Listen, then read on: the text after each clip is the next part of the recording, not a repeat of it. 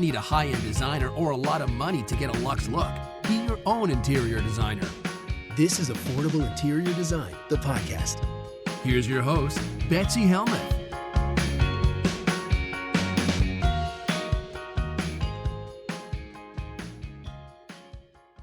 As promised, guys, I am here for you on Thanksgiving. Is your family around? Are you supposed to be making cranberry sauce right now? Are you escaping into the bathroom, the closet, the basement, just to catch your breath and get some alone time? Boy, do I feel you. I love entertaining. I love having people over. And I really love to cook, even though, as my family will tell you, I'm not all that good at it. But I'm an only child at heart. And every now and again, I need my personal space. There will come a time in the day's events when I will just need to check out a little bit. And it's so funny because my husband is also an only child. So sometimes when I'm sneaking up to the primary bedroom to just lay on the bed and scroll through Facebook, I will find him sitting on the stairs, hiding out in his office, just being in my son's room under a Pokemon blanket, playing video games on his phone. And he will also be checking out and will just nod. And then I'll say, honey, it's your turn to get downstairs because it's my turn to check out. Does that happen to you guys? Well, if you're sneaking in a checkout moment, then I hope that this podcast is giving you something to do, a mild form of escape before you go back down to have some turkey. This year, my family and I are doing something a little bit different. Normally, my mom comes, his mom comes, and we have, because we're both only children, a rather small, intimate Thanksgiving gathering. Because of coronavirus, things are looking a little bit different this year. So we're going to my husband's aunt's house in Boston, and he used to have Thanksgivings there. So we're going to have Thanksgivings there. And one thing I love about this house, so I've only been one time. I met his aunt this summer. Well, I didn't meet her. I guess I'd met her before at my wedding. But do you really meet anyone at a wedding? Like, there's a lot going on. So I went to her house this summer just to say hi, to meet, people, to see her house. And as you guys know, I have a very soft spot in my heart for mid-century modern design. Whenever people ask me what my style is, unfortunately, I feel kind of embarrassed to say it now, but I don't feel like I have a personal style. I really appreciate all sorts of styles. And as I'm house hunting with every house I'm looking at, I'm like designing it. And I'm looking at all these different houses. Some of them I really design. Like I make floor plans based on the floor plans on Trulia.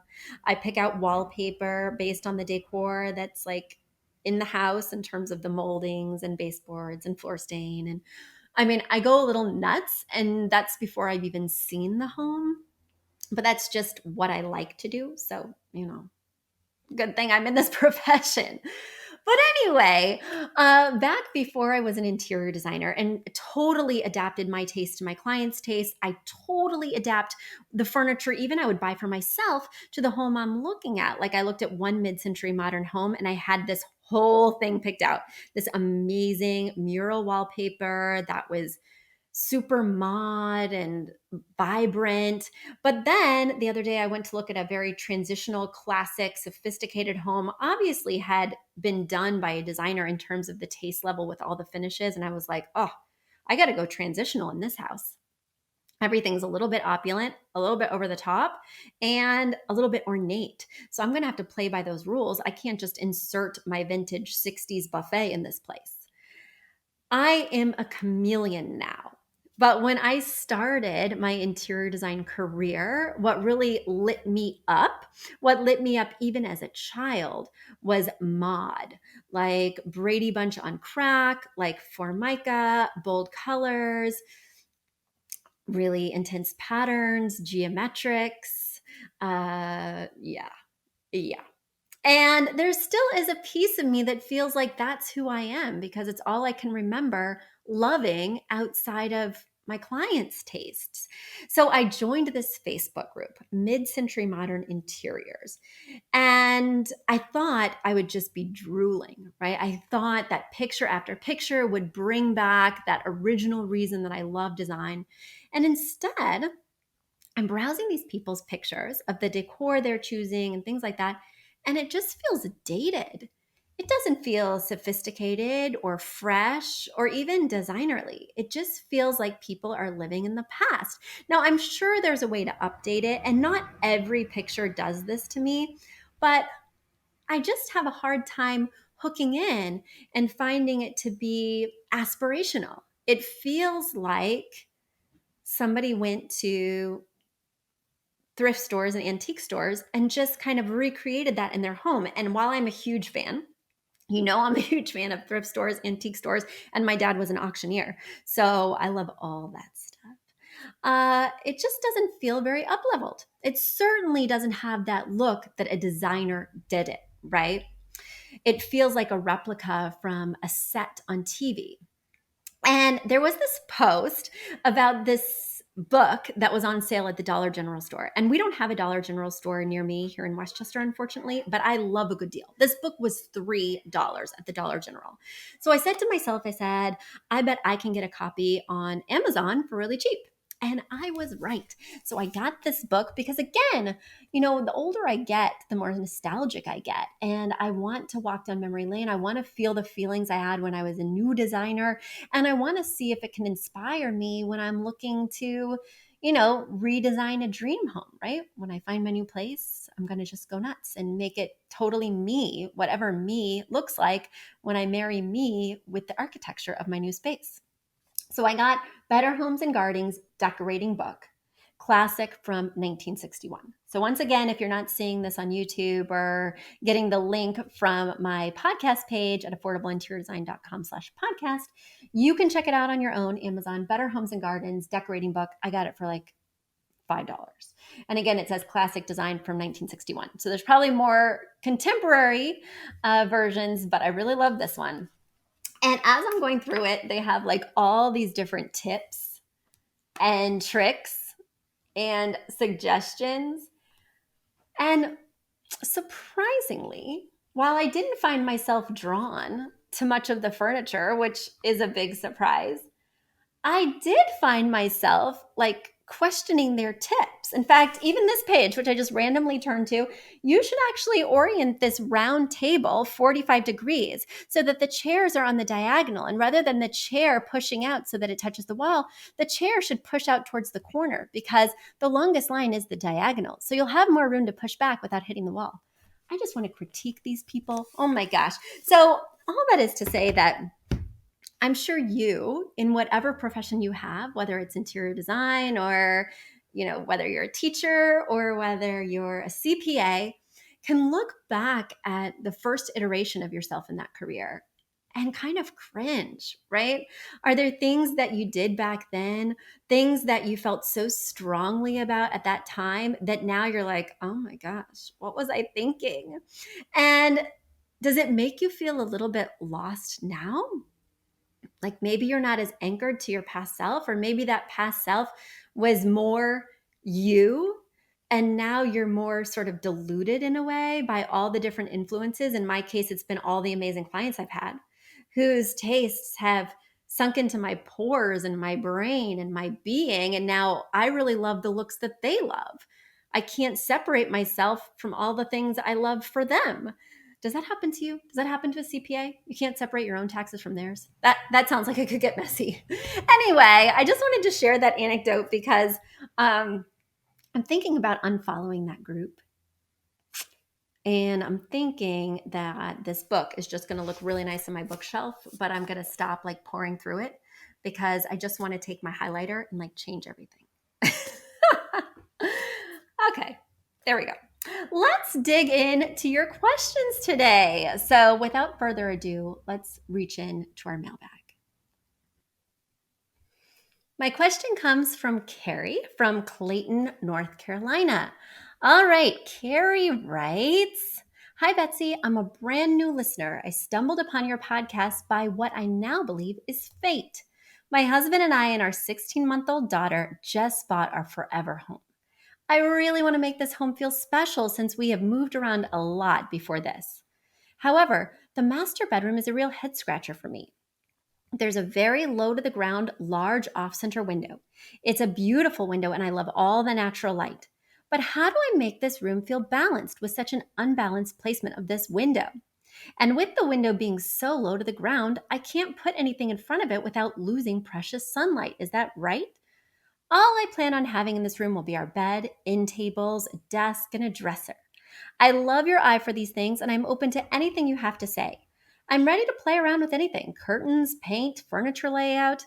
I have been mulling this design conundrum in my head for a while, which is why I believe it is fate that I found you. Thank you for making the world more beautiful, Carrie. Well, Carrie, I'm happy to help. And welcome to the podcast. I hope you enjoy the episodes. Dig right in. We've got over 300 for you to enjoy. And if you become a premium member, we've got nearly 75 more. So tune in because there's a lot of content coming your way. However, in all those episodes, I have never seen a window this large and off center. It almost makes me think that maybe they added a master suite later, or maybe the architect was, I don't know, off his rocker when he created this, because it is a really beautiful large window that is right on this wall that's large as well. Like, I'm just going to guesstimate because I really love guesstimating. I just love that. That's how I get my kicks. So I'm going to say that the window is 6 to 7 feet wide, and it is really in the corner of this wall. It's just 2 inches off the corner. And then on the other side of the window is another 6 to 7 feet of wall. So it is so awkwardly placed because not only does it have 3 different breaks, right? But also it has a half circle at the top. So it's quite a grand, large, visually powerful window that would normally be the centerpiece of any master or living room. And instead, it's the corner piece, if you know what I'm saying. It's very strange. Nobody should put baby in the corner, as we know from Dirty Dancing, and nobody should put an extra large and semi-ornate window in the corner. It really leads me to believe that they added this half bath or full bath later or something strange. But the room is a really great size and has a lot to offer otherwise. In fact, I'm a little bit jealous because my primary bedroom does not have an ensuite bathroom. So just jealous. I wouldn't mind having an off-center window if I had a luxurious soaker tub. You know what I'm saying? Speaking of primary bedroom, this was only brought to my attention a couple of months ago by our amazing content writer, Sue Ellen, but she let me know that we don't say master bedroom anymore. We say primary bedroom. So I think that is something good for us all to know. It's something that I've been learning, as we become more aware socially and just more PC. I didn't know about this primary bedroom thing until a couple months ago, but I want to share it with all of you so that way when I'm reading your emails, I don't have to translate it to primary bedroom because it's hard enough for me to remember. And so there we go. Now we'll all remember to call the former master bedroom the primary bedroom. Okay, let's dig right in. So I have some great pictures here that give me a really good sense of the room. And I love that you also sent a little sketch, which is quite helpful. Now, typically, the biggest piece of furniture would go on the longest unbroken wall. And that's certainly the case with the bed, right? It's probably going to be a king, right? And so unbroken means that it doesn't have windows, it doesn't have doors, it doesn't have openings. In other words, I would not put the bed on the wall with the window because it's going to look crazy. Why put a big bed off-centered of a big window, even if it's going to be centered on this wall? Plus, to make matters worse, there's 2 floor vents. And of course, they're not centered on this window either. So one is kind of in the corner over by the window corner, and one is on the right-hand side, maybe 3 or 4 feet away from that corner. So they're kind of awkwardly placed, asymmetrical. Again, makes me wonder, what was the architect thinking? I say that a lot with my clients. What was the architect thinking? But we're going to take what's there and make it better. That's what I do. Okay, so we know that the bed is not going on that wall, and I like to use process of elimination. Those of you who've taken my academy know that I spend 2 modules outlining how I create the floor plan for a room. And so it's very difficult to quickly summarize it on a podcast, but you want to try all possible options. And in this room, it doesn't seem like there are that many options, right? Because of course, we're not going to put the bed on the wall with the bathroom door. We're not going to put the bed on the wall with the walkway because that's a broken wall, right? It has the opening for the walkway. So the door that's kitty corner from the walkway, according to your hand-drawn sketch, is going to be the perfect place to put the bed, and it's going to be the best feng shui, because ideally you want the bed kitty corner from the main point of access so that when you walk in, you can clearly see the bed, and from bed, you can clearly see who's walking in, right? Okay. Now, we've solved the problem of where to put the bed, and we know we're not going to put it anywhere near funky window. But what do we do with funky window? You mentioned, Betsy, I can't block it, and that is totally untrue. You can block windows, especially large windows, right? Don't worry about obstructing some of the light. So much light comes through that it would be totally fine.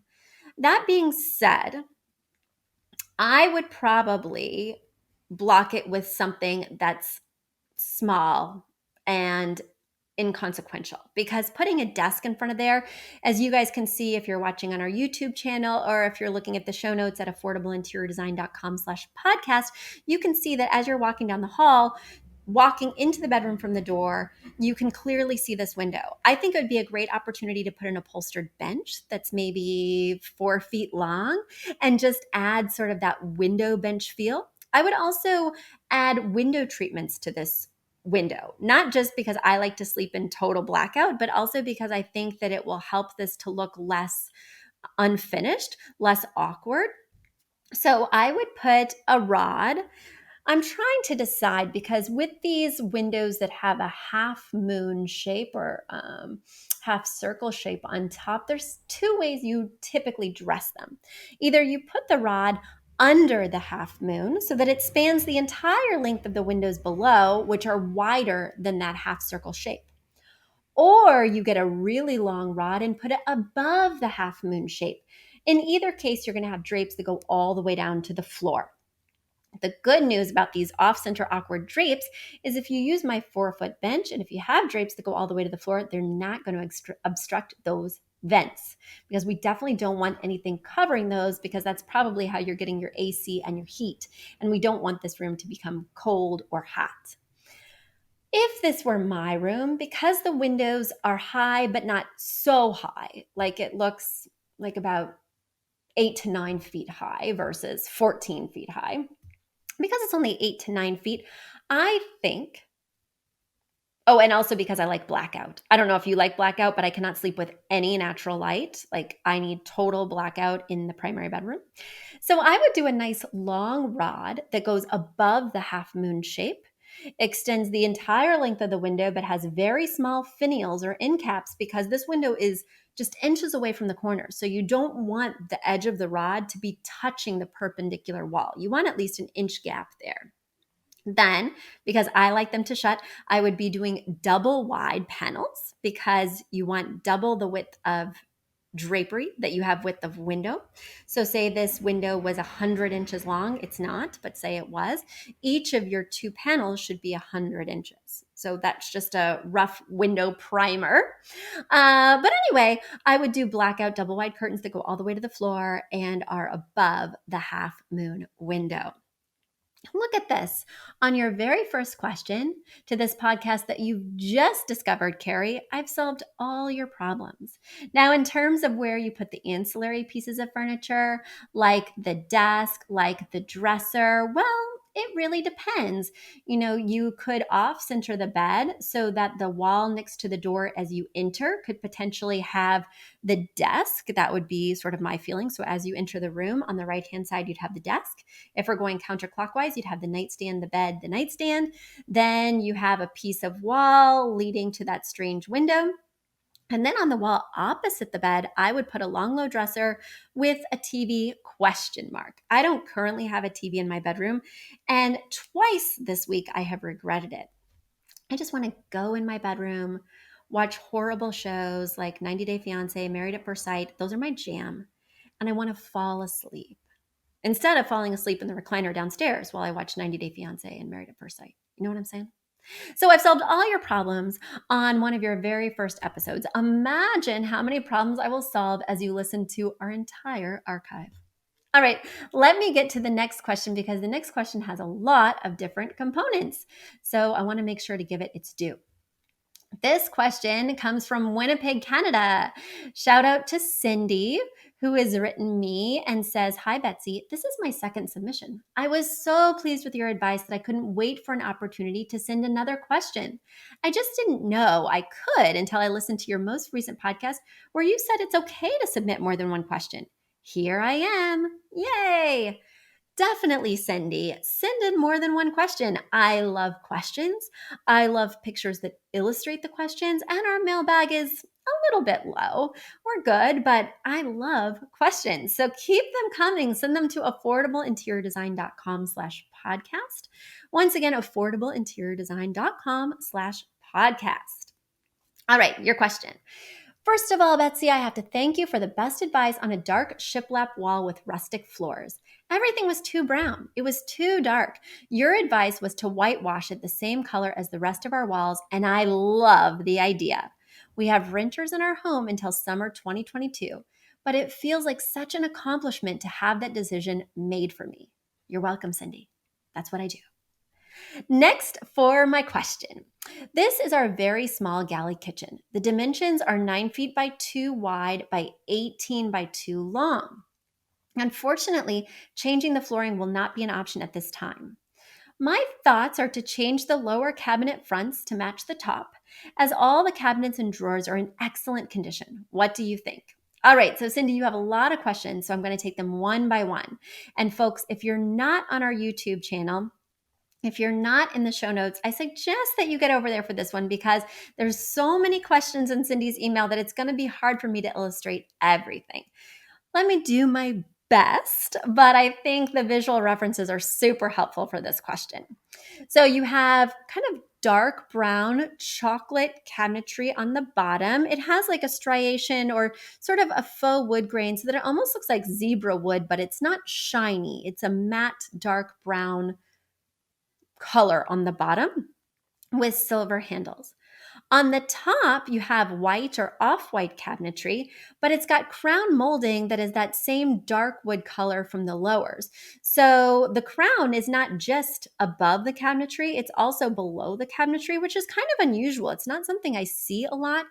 I wonder if it's concealing maybe a light source or something under the cabinets. I don't know, but it looks visually awkward, and I would remove it if it's only decorative because it's not working for me. Okay, and then you have stainless steel appliances throughout, and you have a black sink. You asked, should you change the lower front cabinets to match? Well, here's my problem with that. When you open the cabinets, what tone is it inside? If it is brown inside, then I think it will look a little bit funky to have white fronts. I don't know, I'm open, but it's not really bothering me that the uppers are different in color from the lowers. In fact, when I do have a two-tone kitchen, I really like the lowers to be the darker color and the uppers to be the lighter color because, of course, we're familiar with gravity and it brings things down. So darker feels better at the bottom. I'm fine with this being two-tone. The thing that I think would solve some problems is to pop off that pesky crown at the bottom or that trim and pop off, the crown at the top. Those two pieces are, again, that dark brown. So it's making this white cabinetry look like it has this artificial outline, almost like a cartoon or something. And it's just not good. In fact, as I scroll through these pictures, it's almost all I can see. The other thing I can see is that you have handles or pulls on the bottom cabinets for the most part, and you have knobs on the upper cabinets. I think it would make a huge visual difference to have pulls on the uppers as well as the lowers. I would eliminate all knobs. I do not like these knobs, and I would have it all be handles. In fact, if I'm looking closely at these knobs, there's a reason I particularly don't like them. So let me share this with you because maybe it will spare others some pain. Oh, yeah. Oh, yeah. Okay. I really, really, really hate square, rectilinear, anything that's not a circle knobs. The reason I hate anything that's not a circle knobs is because you can always tell when it's slightly off. As you're pulling these cabinets open, as you're shutting them, these rectilinear or square knobs can easily get turned. And it looks so bad when they're not perfectly up and down. It makes it look messy and dated and poorly done when that may not be the case at all. Now, in this case, you're going to eliminate knobs altogether. But if you at home are contemplating getting knobs, don't get any knobs that aren't round. And knobs are not the classiest look. I think pulls are much more sophisticated, and I would do pulls throughout this kitchen to give it an elevated look on the cheap. Just use the same pulls that are on the bottom, just buy some more of them and drill an extra hole to accommodate them. And I think that is going to be a major upgrade. Let's go to your next question. You write, what should I do with the crown molding? Well, you know how I feel about that. Then you also ask, I'm looking for advice on the countertops, backsplash, and hardware. Now, if you're going to be changing out the countertops, backsplash, and hardware, well, I mean, it's like you're practically getting a new kitchen. I think that the countertops are pretty innocuous. Like nothing's going wrong there for me. They're dark and they kind of blend in nicely with the darker cabinetry. I think they're fine. I would leave well enough alone. I think the backsplash, which is very thin, it appears to be like a glass tile, very thin, extra long, small rectangles. It appears to be a glass mosaic tile, maybe with metallic pieces mixed in, maybe not. But that type of tile is very trendy. And that trend is now over, Cindy, which you may know, and which may be why you're asking me about this. But one very quick and relatively easy way to elevate a kitchen is to add a different backsplash, to swap this out, to take this tile off and put a new tile that can give it a totally new look. I would consider doing something that's a color because you don't want to do anything white with white uppers because one of them is going to look not white, right? White subway tile on a white cabinet. One of them is going to be more yellow. One of them is going to be more blue than the other. And it's going to make it look off. In fact, I was just looking at this dream home, like seriously, a dream home in New Jersey. And they had just done a very extensive renovation and they had made everything white. Oh my God. It's so not my vibe. Now, I can make anything work. So I already had a whole plan just from the pictures. I'd already designed it. And I put in a lot of colorful wallpaper, a lot of colorful art to break up all that white. Because when I was there, white walls, white vanity cabinet, white tiles, that's the bathroom.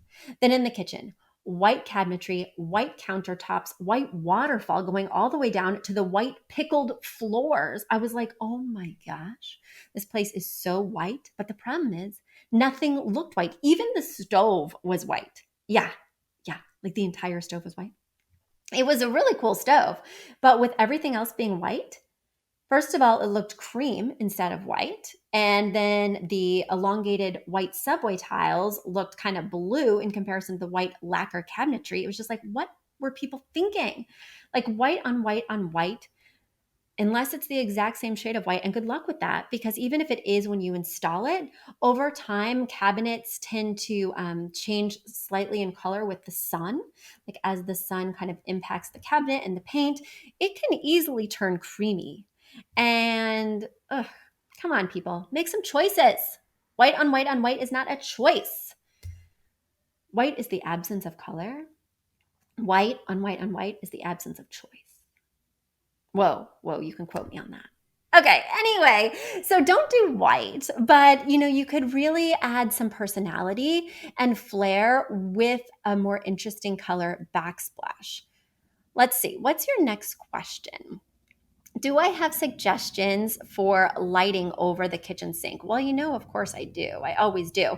But the problem is, unless it's some kind of pendant that's coming down from the ceiling, which may be hard to do if you don't have electric in that ceiling, I might leave well enough alone. I might just put a blind in the window over the sink and call it a day. Let's see what else. You asked me, my sink is black granite. I'm not sure about keeping this. I'm not sure either. It does not look good. All your appliances are stainless steel. Your countertop is sort of a version of black with some modeling to it. So that means that your countertop looks less black in comparison to this truly matte black sink. I would swap out the sink ASAP for a stainless steel sink that would better incorporate the hardware as well as the appliances and just make it feel more fresh and cohesive. You go on to say, I've attached a panoramic a panoramic photo, in front of our windows. The window closest to the kitchen has the table in front of it. The window is 4.5 feet wide by 27 inches from the floor.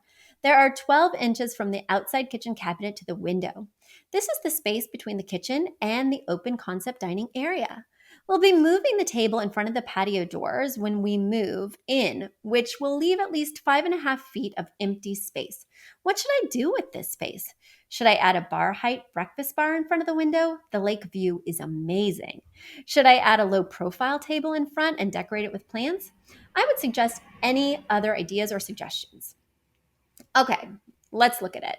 I think it's going to look weird for you to put some kind of freestanding pub table, freestanding high island there, because it's just going to look like another piece of rectilinear furniture near the table in front of the patio doors. Also, if you wanted to, you could do that with like a peninsula effect, right? But that involves redoing the cabinetry or adding more cabinets, which may not match depending on how long these have been there because they may have faded. And then, of course, redoing the entire countertops, which, I think are totally fine. What I might consider is, the living area right now, and there's like a big sectional right next to the patio doors, like maybe 2 to 3 feet away from the patio doors. There's a really large L-shaped sectional, and one of the arms kind of separates the patio door from the living space. I think having a table there might feel a little bit tight. Is this your only dining table? If this is your only dining table, I might center it between the edge of the patio window and the edge of that lake view window that's 27 inches off of the kitchen counter. I'd put a nice big rug. I'd have that elongated table with chairs at the head and foot and chairs around the side. And I think that's the better way to do it so that you're not obstructing the patio doors. You're not using a teeny tiny table next to a massive sectional. And you're really getting a much more gracious eating area without putting a little Band-Aid in the middle. This little weird island table, high top thing that's not going to coordinate with the kitchen. And sure, there's room for stools and to push back, but you have seating with the table right behind it. Sometimes I think that's awkward, right? To have stools right next to a table because you can sit at either place. They're both seats. They're back to back. You have to have room to push them both out without hitting each other. So you need to give a lot of room. And by the time you give that much room, is this dining table practically touching this gigantic sectional? There's a lot to think about, Cindy, but I hope I've given you good food for thought. Get it? Get it with my pun, food for thought, because you're in a kitchen area, dining area? Okay. And also because it's Thanksgiving. So food for thought for Cindy. And I would be remiss if I didn't end this Thanksgiving episode by giving thanks. So thank you so much to my team at Affordable Interior Design, to my amazing podcast producer. I know I thank her after every show, but Catherine Heller is da bomb. I also love Jenny Sunasan and her team at the Savvy Podcast Agency. She's amazing and posts our YouTube, posts our show notes. She and her team have made this so easy for me. Also, I want to thank, or I'm thankful for, how about that? My Chihuahua. He's with me all the time and he's my shadow and I just love him so much. And he's here with me when I record at my storefront. And I love my storefront. I am so grateful to have this little space in Westchester where I come broadcast to you and where I can brainstorm all my next big ideas. And of course, I want to thank my family, my academy students. Last but not least, Trader Joe's. Is anybody else obsessed with Trader Joe's? I talked about Facebook groups previously on the podcast and how I love Facebook and Facebook groups. I joined a Trader Joe's Facebook group, and it is not only transforming my Thanksgiving, but it has transformed my daily life. From the chipwich sandwiches to the horseradish potato chips to the mint mini mouthfuls to the garlic squares, mini cones, egg rolls, chicken shumai. I mean, I could go on and on and on, but thank you, Trader Joe's. You have given us quite a Thanksgiving feast. And thank you, listeners. It's been so great to be a part of your holiday and to be a part of your lives. Keep your questions coming. I love to answer them at affordableinteriordesign.com/podcast. And have a wonderful and gratitude-filled Thanksgiving. Bye. A big thank you to Aton and the Embassy, who wrote our theme song. A shout out to Catherine Heller, who owns the podcast shop and is our editor extraordinaire. We also want to thank Ginny Sunasan and her team at the Savvy Podcast Agency for their help with our social, our YouTube channel, and so much more. We also want to thank Uploft, which is our parent company who supports this podcast. And lastly, we owe a huge debt of gratitude to you. Thank you so much for tuning in and for all your support.